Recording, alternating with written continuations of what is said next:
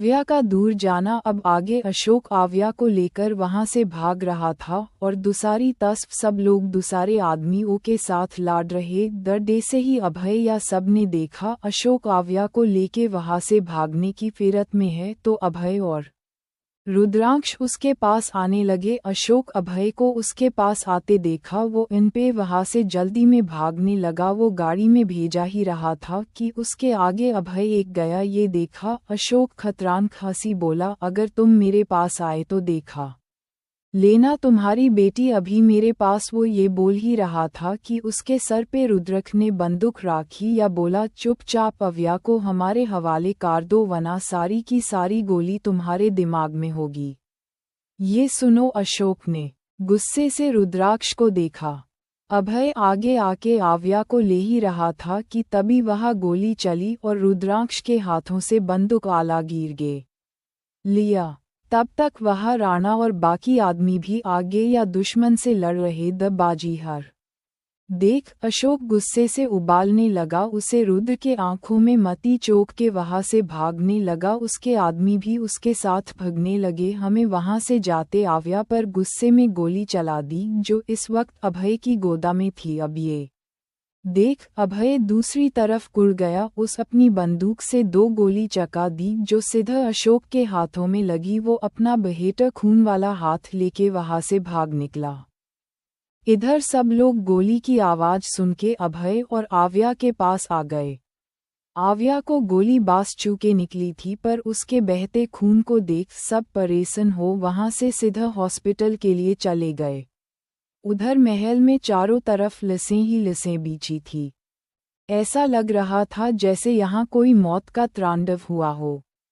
सब लोग हॉस्पिटल पहुँचते ही अव्या का ट्रीटमेंट शुरू हो गया। क्योंकि ये हॉस्पिटल अभय का ही था, इसलिए अभय के आदमियों ने पहले ही सारे इंतजामत कर दिए थे। इमरजेंसी रूम में अव्या को इस तरह से देख सब परेशान। अर्पिता अभय से लिपट के रोने लगी। अभय उससे शांत करवा रहा था कि कुछ नया होगा, हमारी राजकुमारी को वो बहुत स्ट्रॉन्ग है। ये सुन अर्पिता ने भी अपना सर मैं हिला दिया। रोशनी उसके पास आके उससे संभलने लगी। तभी वहाँ कुछ डॉक्टर और नर्स आई तो अभय ने सबको चेक करने को बोला, क्योंकि सबको कुछ न कुछ चोट आई थी। सब मन कर रहे, फिर अभय के समझाने पर सब मन गए। थोड़ी देर बाद डॉक्टर रूम से बाहर आए और अभय के पास जैक बोले, हुकुम सा चिता की कोई बात नहीं है, राजकुमारी बिल्कुल ठीक है। शुक्र है कि गोली बास उन्हें चूके निकल गए। बास थोड़ा ब्लड लॉस हो गया है, इस वजह से होश आने में थोड़ा समय लगेगा। लागू को उनके अच्छे से ख्याल रखना होगा। ये सुन सब ने राहत की सांस ले। अभय ने राणा जी से कहा, यहाँ की सुरक्षा बढ़ा दो, मैं कोई भी लापरवाही नहीं चाहता। राणा जी हाँ कह के सुरक्षा देखने चले गए। अभी तो सब ठीक था, पर सब लोग आज जो हुआ उसके मेरे बारे में सोच रहे हैं। सबको पता था आज जो हुआ वो बस शुरुआत है जंग की। हर बार तो सब ठीक नहीं हो सकता न। राजमाता ने सबको वह बने उनके पर्सनल मीटिंग रूम में भूला या अभी अव्यय के पास अद्विक बैठा हुआ था और उसी को देख रहा और सोच रहा था कि उसे प्रोटेक्ट नहीं कर पाया। वहाँ मीटिंग रूम बहुत लग्जरियस था। सब लोग वहाँ राखे सोफे पर बैठ गए। अभी वह पे राजपूत फैमिली, राठौड़ और शेखावत सब आज के बारे में बता कर रहे। तभी राजमाता बोली, आज जो हुआ वो नहीं होना चाहिए था, पर अब हम इसे रोक नहीं सकते। में सबके लिए सबसे जरूरी है हमारी आव्या की सुरक्षा, जिसके हम कोई भी लापरवाही नहीं कर सकते। ये सुन अभय बोला, आप बिल्कुल ठीक कह रही है मासा। अब हम सबको मिलके इस चीज का उपाय ढूंढना होगा कि आव्या को कैसे प्रोटेक्ट करें। अब दुश्मन भी खराब गे है, अब अव्या का यहाँ रहना ठीक नहीं है। उसकी ये बात सुन सब उसकी ओर देखने लगे। सबको अपनी ओर देखता पाकर अभय बोला, हमें अब आव्या को किसी सेफ जगह भेजना होगा जहां तक कोई दुश्मन ना पहुंच। खातिर ये बात हम सिर्फ एक पिता के तौर पर नहीं, पर हुकुम सा के तौर पर कह रहे हैं। उसके साथ के लोगों का भविष्य भी जुड़ा हुआ है। नहीं, हम हमारी बेटी को खुद से दूर नहीं करेंगे। आप ये किसी से कर सकते हैं। ये कह अर्पिता रोने लगी। अभय यूं शांत कराते हुआ ये सब मैं हमारी आव्या के लिए ही कर रहा हूँ। आपको तो सब पता है, हम पहले भी हमारे बच्चों को खो चुके हैं, अब आव्या को हम कुछ नहीं होने दे सकते। रुद्राक्ष बोला, अभय बिल्कुल ठीक बोल रहा है।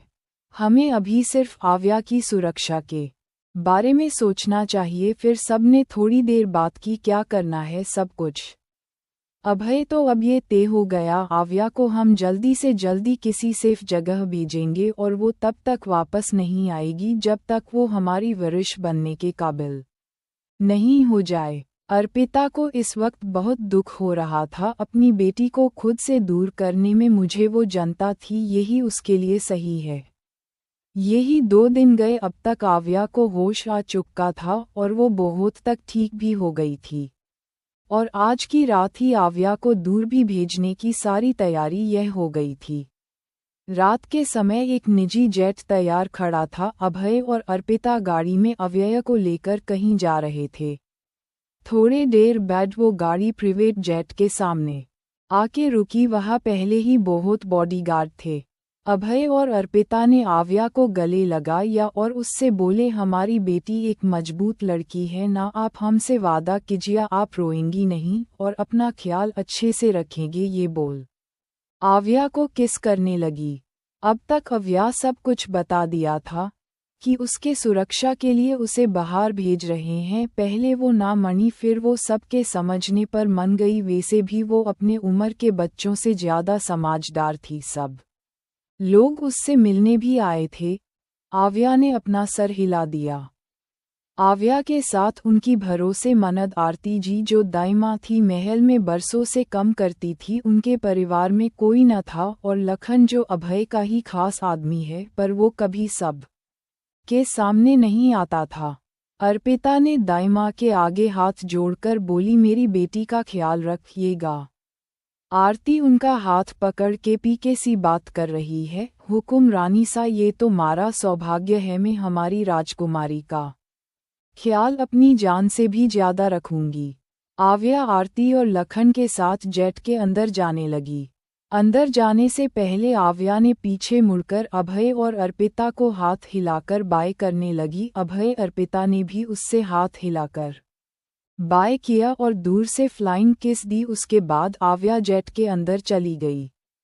आव्या के साथ कुछ बॉडीगार्ड भी भेजे गए थे। थोड़ी देर में जेट ने अपनी उड़ान भर ली। जेट को आसमान में दूर जाता देख अर्पिता रोते हुए अभय लिपट गई। इस वक्त अभय की आंखों भी नाम थी, पर वो कमजोर नहीं पड़ सकता। फिर वो आगे अर्पिता को कैसे संभलेगा, ये सोच अभय ने अर्पिता के फोरहेड पर किस करके उसे गाड़ी में बिठा के वहां से महल में ले गया। यहाँ से हमारी कहानी की मज़ेदार शुरुआत होने वाली है। अब कहानी में या मज़ा आएगा, नए किरदार भी आएंगे, या अब शुरू होगी असली सियासत की जंग, जिस्म प्यार तकरार बदला दुश्मन दुश्मन सब होगा। तो अब देखना ये होगा आव्या कब तक वापस आएगी, या उसे पहले उसका पता दुश्मनों को लग जाएगा। उसका वापस आने पर भी सब वैसा ही होगा या सब बदल जाएगा। अगर वो वापस आएगा तो क्या वो संभल पाएंगी अपनी रियासत को। ये सब जानने के लिए आपको जुड़े रहना होगा हमारे साथ। ये कहानी को आगे बढ़ाने के लिए कृपया लाइक करें, शेयर करें या ज़्यादा से ज़्यादा प्यार दें। अलविदा।